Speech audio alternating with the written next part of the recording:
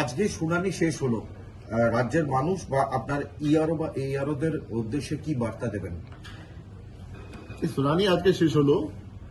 আমাদের প্রায় 1.5 কোটি শুনানি ছিল। এখন যে এসআইআই এক্সারসাইজ 2 মাস থেকে চলছে। এখানে কি হলো, বাড়ি বাড়িতে গেল, বিএলও এনুমেশন ফর্ম ভর্তি হলো, আপনার যেটা আছে এএসডিডি লিস্ট তৈরি হলো, বুথে বুথে আছে। 7 কোটি 8 লাখ লোকে খসড়া তালিকা লিস্ট মধ্যে নাম ছিল। তারপরে আনম্যাপড এলডি হিয়ারিং হয়েছে, আজকে হিয়ারিং শেষ হয়েছে। এখন মেন কাজ আছে, আমাদের এত এক্সারসাইজ হলো, লাখ লাখ মানুষ ইনভলভ ছিল, বিএলএ ইনভলভ ছিলেন, পলিটিক্যাল পার্টিজ ইনভলভ ছিল, পাবলিক ইনভলভ ছিল, গভর্নমেন্ট সার্ভেন্ট ইনভলভ ছিল, মাইক্রো অবজারভার এক গাদা পরিকাঠামো আমাদের ইনভলভ ছিল। Block office, SDO office, DM office, secretariat থেকে লোক, আমাদের সিও অফিস, ইসিআই। এখন এন্টায়ার জিনিস আছে আমাদের ইআরও হাতে। ওদেরকে যে আছে যত অ্যাপ্লিকেশন আছে সব ওদেরকে মাইন্ড অ্যাপ্লাই করিয়ে as per SII guidelines, as per the electoral registration rules, as per the acts, সব এখন ডিসিশন নিতে হবে উইদাউট ফিয়ার অফ এভার।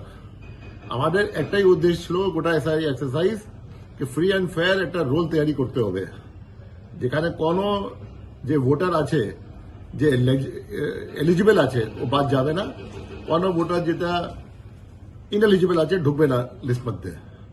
তো আমাদের এক্সারসাইজ চললো। এখন ফাইনাল ডিসিশন মেকিং স্টেজে যেটা আছে, এরা সব পেপার দেখে, তথ্য দেখে, rather then going on any emotion and all, dispose করুক।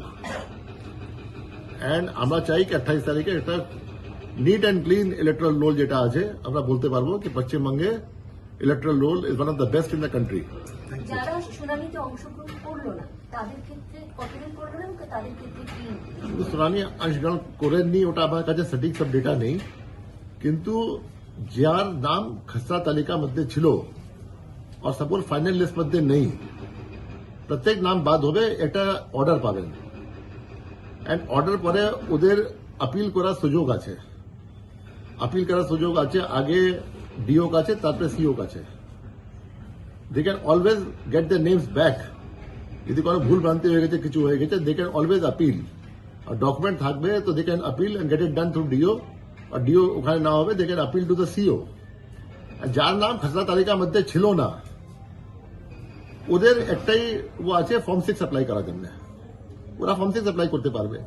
এটাই, this is not the end, this is not the end, this is not the beginning. আপনার যে ফাইনাল ভোটার লিস্ট হবে, এরপরে যোগ বিযোগ চলবেই। কেউ মারা যাবে, या কেউ শিফটেড হয়ে যাবে, या কিছু হবে, ওটা ফর্ম 7 হবে। যার আশা করি ফর্মেট খুব বেশি হবে না, কারণ এখন অনেক মানুষের কষ্ট হয়েছে, হিয়ারিং এ এসছেন, এখানে গিয়েছেন, ওখানে গিয়েছে, ডাকা হয়েছে, কিন্তু অনেক রিকনসাইল হয়ে গেছে। যেটা আপনার আধার কার্ডে নাম ছিল, যেটা ভোটার লিস্টে নাম ছিল, বাবা নাম ছিল 2002 লিস্টে, এখন যেটা আছে, আশা করি একটু কষ্ট হয়েছে কিন্তু রিকনসাইল হয়ে গেছে। কিন্তু যারা নাম যে এলিজিবল হবে এরপরে ভোটার লিস্ট ঢোকার জন্য, या যে বাদ গিয়েছে, या কোনো বাইরে ছিল, he can always come through form 6। আরেকটা প্রশ্ন, এই যে মাইক্রো অবজারভার নিয়ে যে 8505, এদের কি ট্রেনিং কি শুরু হবে না কবে শুরু হবে? এবার আমরা তো জেলা শাসককে বলে দিয়েছিলাম যে যে micro observer as per supreme court guideline eligible আছেন, ওদেরকে ট্রেনিং আরম্ভ করার জন্য। আজকে আবার আমি রিপিট করেছি ইনস্ট্রাকশন অল দ্য ডিওস কে, কি এখন এখানে ট্রেনিং করবো তো এটা গন্ডগোল হবে, এত দূরে দূরে থেকে লোক আসতে হবে। আর আগে যেটা এখানে ট্রেনিং করলাম ওটা ফার্স্ট টাইম ট্রেনিং ছিল। এখন যে জেলা অফিসার আছে ওরা भी 2 মাসে এক্সারসাইজ পরে অভিজ্ঞ হয়ে গেছেন, ওরা জানেন কি ট্রেনিং জন্য কি লাগবে না লাগবে, দে অল এক্সপিরিয়েন্সড। আর ওখানে মাইক্রো অবজারভারও আছেন, ডিএমস আছেন, এসডিওস আছেন, এইআরওস আছেন, বিডিওস আছেন, দে অল ভেরি এক্সপিরিয়েন্সড। তো আমরা জেলাকে এখন ডেলিগেট করেছি, আপনারা ট্রেনিং করুন ওখানে।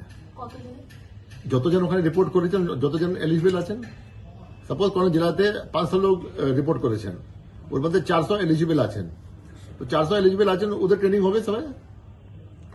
আশা করি 1-2 দিনের মধ্যে ট্রেনিং শেষ হবে, তারপরে এদেরকে আমরা যুক্ত করে দেবো আবার এইআরও সঙ্গে। Thank you.